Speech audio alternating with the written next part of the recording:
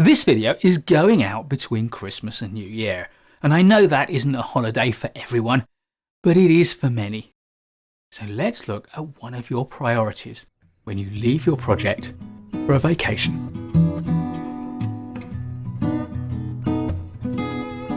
If you go on a vacation, know this: your project won't stop while you're away.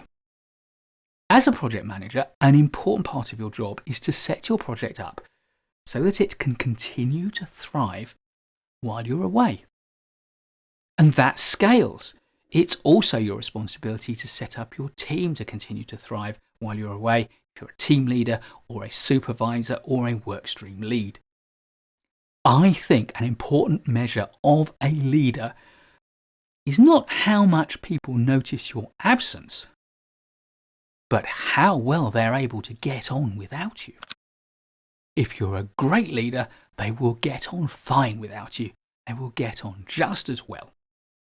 If you're a poor leader, they will either fail to cope, or worse still, they'll rejoice that you're gone and do things so much better. So, assuming you are a great leader, what are the things you need to do before you go on vacation? Here are my top 3.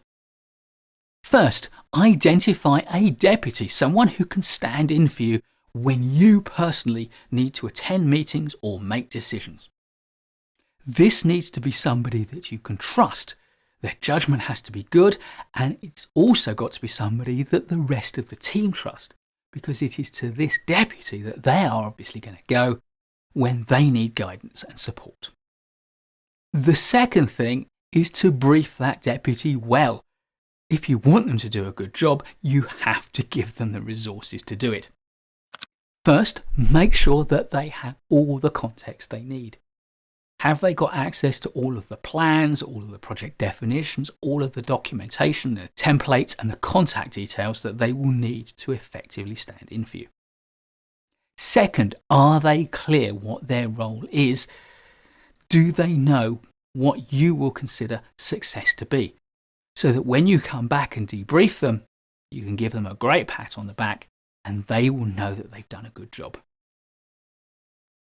Third, have they got access to your diary, or do they know all of the engagements and the appointments that they need to keep on your behalf? Do they know what the milestones are? Can they properly manage the process?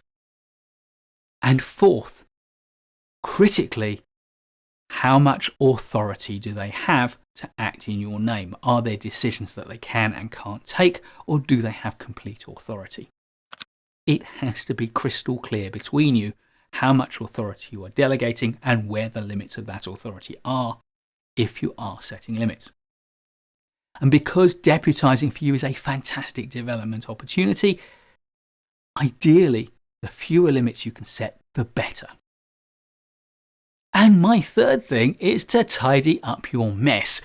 Don't skip out, go on holiday and leave a mess behind you. Either a physical mess on your desk, or importantly, if there is a mess in the project, take responsibility and get things underway to resolve it before you go. Don't just dump problems on people when you go on holiday.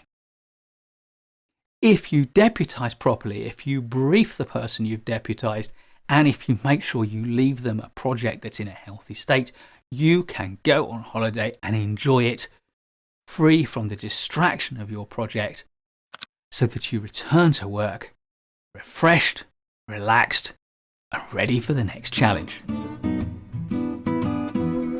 Please do give us a thumbs up if you like this video. There'll be loads more great project management content, so please do subscribe to my channel and hit the notification bell so you don't miss any of that content.